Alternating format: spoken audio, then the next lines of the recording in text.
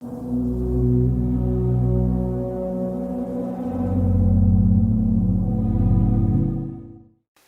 di media sosial postingan Facebook yang dinarasikan sebagai curhatan korban asusila dari video asusila guru dan siswi di Gorontalo.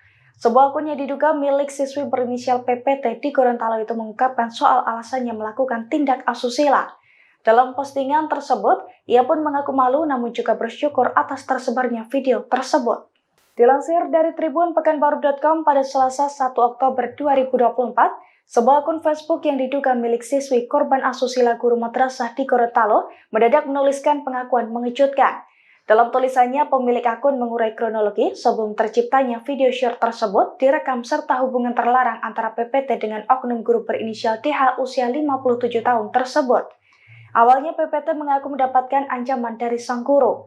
Kini setelah video short antara PPT dan DH viral, akun yang mengatasnamakan PPT itu mengaku bersyukur sekaligus malu. Namun banyak pihak yang meragukan keaslian akun tersebut. Meski demikian, postingan tersebut mendapatkan sorotan dari seorang pejabat di Gorontalo, Haris S. Tomeng. Dalam postingannya, pejabat PJ Sekretaris Daerah Kabupaten Gorontalo itu meminta kepada khalayak agar bersimpati dengan unggahan di akun PPT. Terlepas dari palsu atau tidaknya tulisan di akun PPT tersebut, Haris meminta publik untuk menaruh simpati kepada korban. Download Tribun X sekarang, menghadirkan lokal menjadi Indonesia.